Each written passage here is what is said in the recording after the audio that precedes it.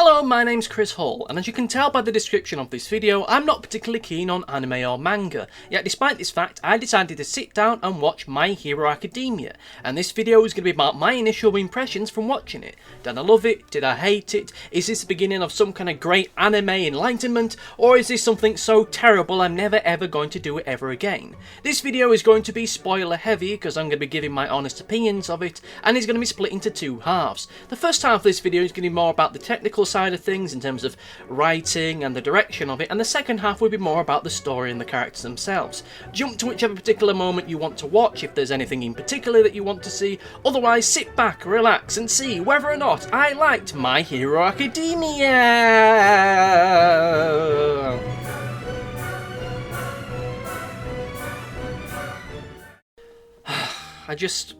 I'm really struggling how to begin this particular discussion, this whole review thing. I mean, I want to do this in a way which is very respectful, that isn't going to upset anybody or offend anybody. I understand I'm not the biggest anime or manga person, so I want to be able to deliver this in a way which is honest and true to myself, but at the same time it's not going to upset the anime and manga fans, so I think we just got to tear off the band-aid with this and just go straight into it.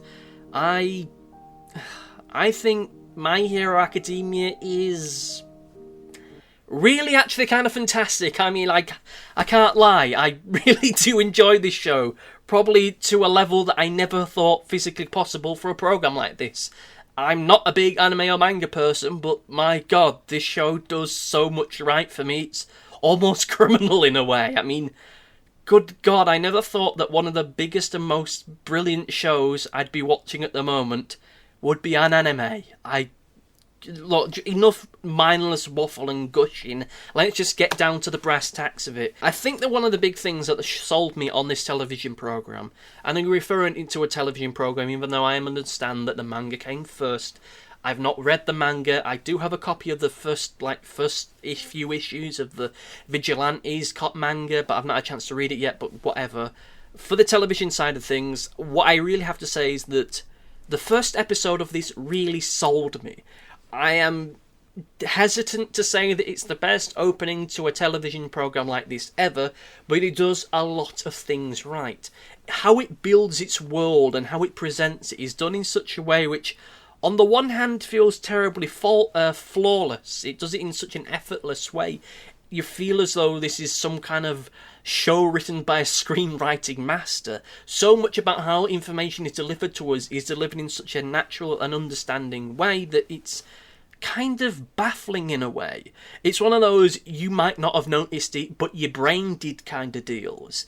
It presents a world to us which, whilst there are superheroes, whilst it says that 80% of the world's population are superheroes, this is a world which isn't dystopian or overly utopian. It's a world which is very tangible and believable. This feels like what our world would become if superheroes became a thing tomorrow. If that golden, glowing child in China were to be born tomorrow morning, this is what our world would look like in 70 odd years or so, or how many odd years is from when quirks first became a thing. This is a world which takes many aspects of our own world and discusses and dissects them in a way which is very understandable and very believable. You could write essays about the deeper subtextual meanings of some of the things that are going on within this program. I'm not going to go into them because I understand for some people they don't like those kind of discussions, and some of them do veer towards almost the political in a way. I'm not saying that I would do a political video or get into that kind of thing, but I understand some people don't, so we're not going to go into it. But it is a program that does feel as though it has more going on under the hood rather than just the whiz bang pop of superhero shenanigans. It is a program that, to talk about a little bit of one of more of the thematic points, looks at celebrity culture in our world and then transposes and mutates that into superhero culture within this one. It's more or less the same thing, it's just that in one of them there's more spandex and more theatrics in it. I really like the way that it sets up its world in such a way which feels very natural. It feels like a world which is set up in such a way that you don't need a translator. You don't need reams and reams of exposition from our characters to understand how it functions, because so much of it is so relatable to our world.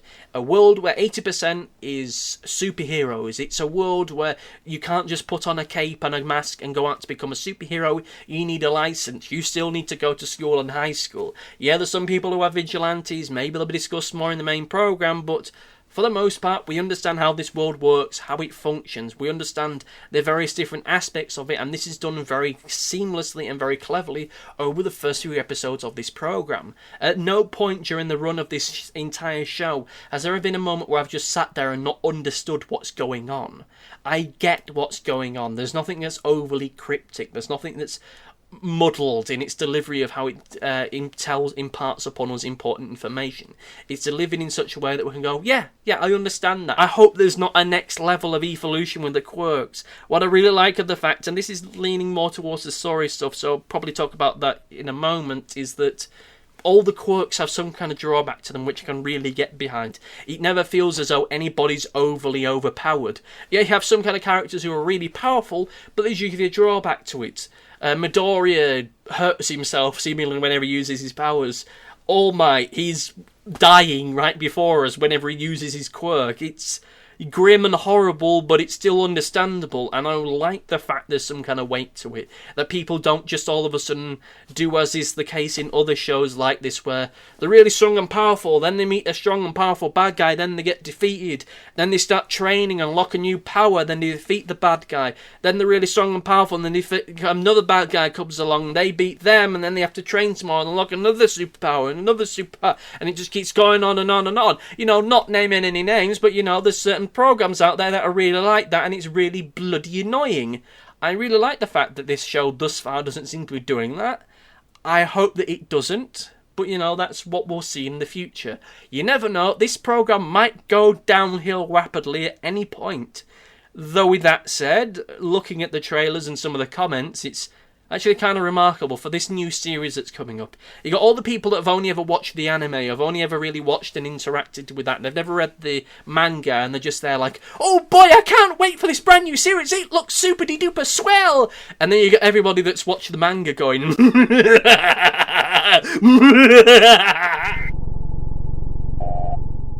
okay, to talk about the characters and the story in more detail, and seeing as we've just done the more technical side of things, what I really like about how the characters are presented, and to continue on a point that I was raising towards the end of the last link, is that I really like how relatable the characters are and how they are not really overpowered.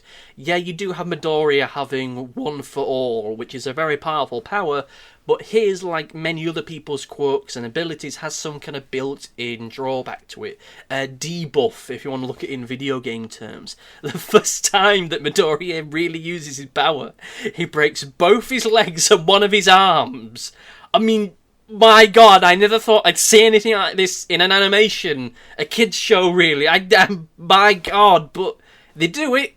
My God, did they do it? Bloody hell, there's some gory bits in this show. Not the most goriest thing I've ever seen on television, but by crikey jumbo. But yeah, I really like the fact that everyone's powers have a drawback to them. Midoriya has to being very control of his power, otherwise it's going to kill him. Uraraka, whenever she uses her powers too much, particularly if she uses them on herself, it gets her motion sick and it makes her puke. Aoyama gets stomach cramps. Saito, if he eats too much of the sugar stuff to make him stronger, he then has a sugar crash and then he becomes really lazy and lethargic. Denki, if he uses his zappy powers too much, it makes him stupid. I really like the fact that there is these drawbacks to it, and if it isn't something that's built into the power itself, it's seemingly something that's reflective of the power. Like you have, but by that I mean how the quirk seemingly is influencing the personality. You have Bakugo, who has an explosion quirk. He can make fire and explosions out of his hands, and he's got a very fiery and explosive kind of personality. Then you got that weird stabby McWaifu girl who you see everybody having in the display pictures on Discord and discussion servers, whose name escapes me right now.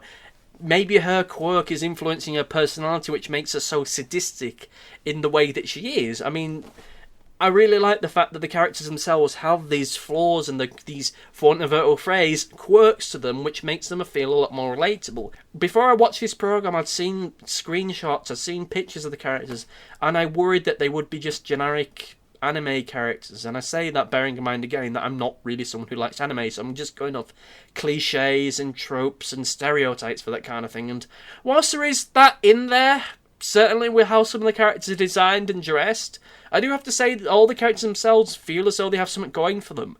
And I really do enjoy the fact that all the characters have their moments to shine. Maybe it's only one episode a series, or they get certain points throughout it, but this never feels like it's just the Midoriya show, or just the Midoriya and Bakugo show. It genuinely does feel like this is an ensemble effort. And I feel that this is something that a lot of other programs, both in terms of animation, but also, other television programs that will remain nameless, could do with learning from. Just because you have a large cast and your time spent with them might be limited, you can still do fantastic things with them. I find it amazing that a program like this, who will have on average maybe 20-25 named characters in an episode, that they all feel sufficiently rounded and developed within the episode itself, that there are many programs with a far smaller cast that just struggle to even do that in an entire series. And that again goes to definitely the strengths of the writer and writers for this program. Now, I feel that this is a point that I'm going to raise which may upset some people, that might offend some people when I say it. But it's going to be a bit of a backhanded compliment, and I can only put it in a way which is going to feel like a backhanded compliment. It's not me having a go, it's just me raising something in this weird way that I do, which is that I really like the League of Villains.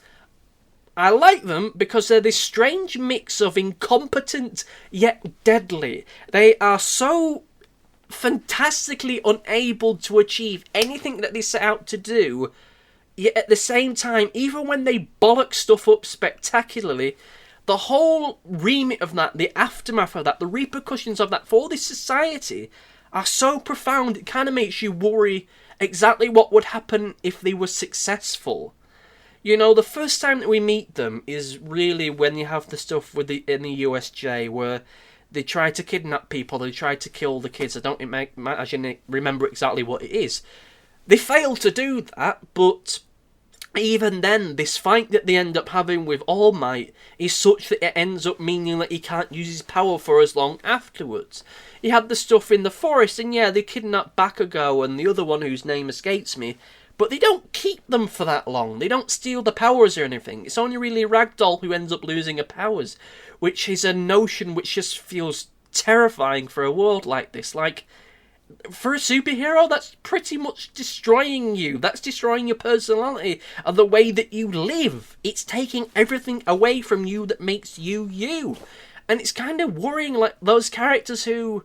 that's pretty much what they are. What would happen to a character like 13 if you took their power? They're pretty much just a living black hole. Would they cease to exist? It's really gross to think about, but it's an aspect of the show, and it's terrifying. But again, they don't keep them for that long, but soon all the other villains in Japan suddenly realise, oh yeah, maybe we should team up too and make our own supervillain teams.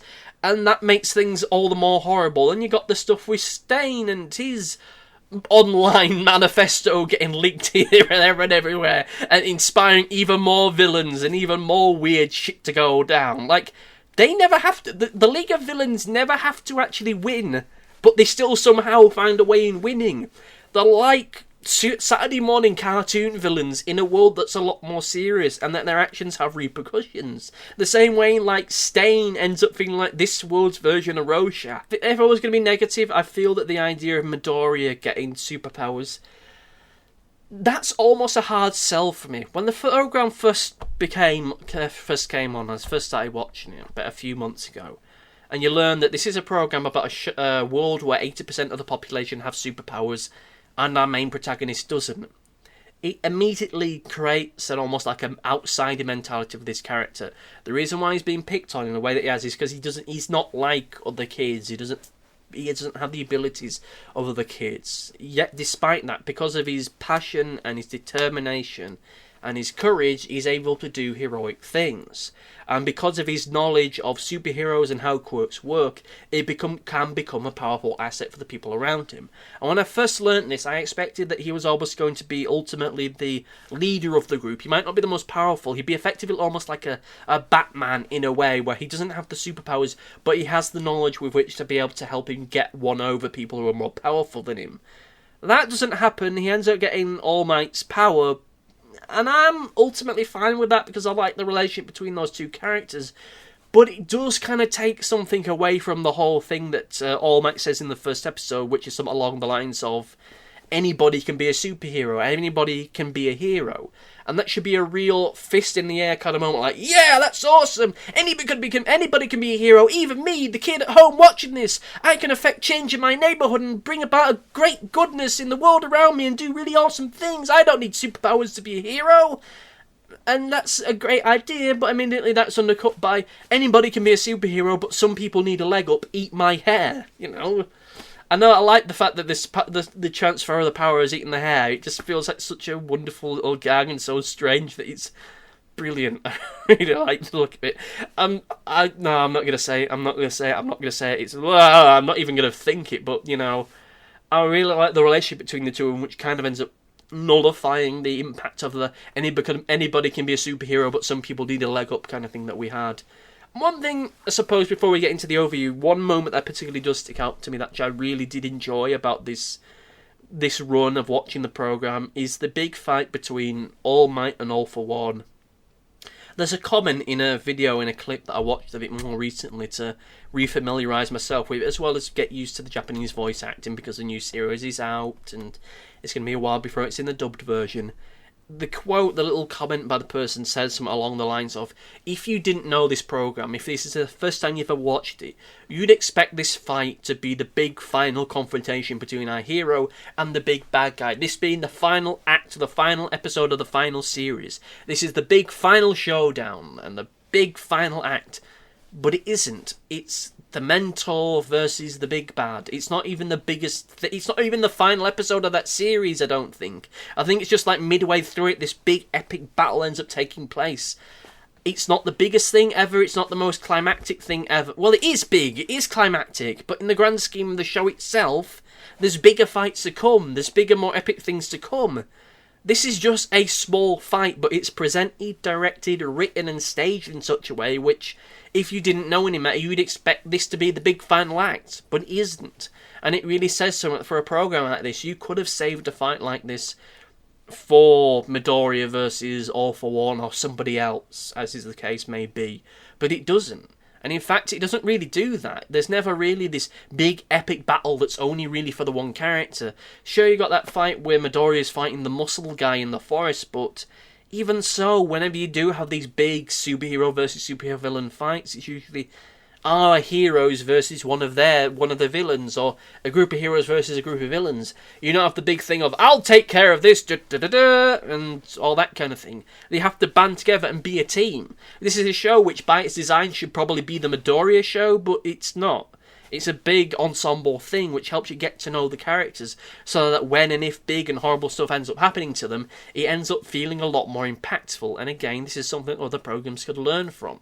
Other programs could learn a lot from this. This is really spectacular. And I'll discuss my fuller feelings on this in the overview. Okay, so the overview, just to surmise a few things. Even though by this point you know that I really enjoy this program and I've already started watching the new series, this is a massive surprise to me that I'd actually like this program, and not only just like it, but actually think that it's one of the best television programs to come out this decade. I know, again, that this was a manga first, but I'm only looking at this as an anime. I'm only looking at this as a cartoon, as a piece of animation, as a television program. And I've just realised I referred to it as a cartoon and not an anime, so now I can expect a lot of angry downvotes and people screaming at me via the internet. Sorry for that, I'm just old-fashioned in that regard. But like I say, I mean, this program has had a positive impact upon me, and certainly how I write stuff and how certain projects I'm working on are developing in definitely positive ways. Whilst this isn't the perfect television program by any stretch of means of the imagination, it does a lot right, particularly in how it deals with having such a large ensemble cast.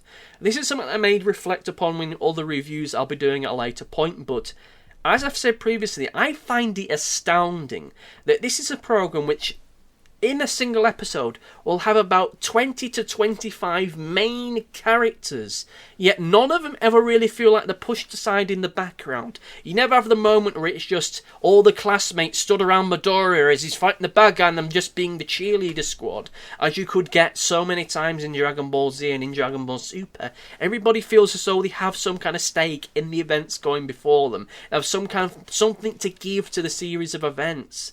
Even if they may just be a joke character, they feel as though they have something going for them, which a lot of other programs lack. There's programs which have far smaller casts that don't use their casts as good as this one does. Even in this most recent episode where not a lot of things happened, still a lot happened in terms of character development, which is really saying something for it. I am looking forward to this brand new series that's coming up. I've already watched the first episode and we'll see where it goes. We'll just see how dark and horrible it ends up getting. But, you know, that's me. I really enjoy this program. I think it's great and has a lot going for it. But what about you, dear viewer? Do you love My Hero Academia? Do you love it? Do you hate it? What do you think about this video? Do you think I should do more stuff like this where I'm watching anime or some other TV show that I've never watched before? Do you think I should keep doing videos on this particular program? Let me know in the comment section below. Be sure to like, share, subscribe, click the bell and do all the YouTube stuff that YouTube wants you to do. Even though YouTube is very, very naughty these days. Do it all and it will do me a power of good. Thank you for watching and goodbye!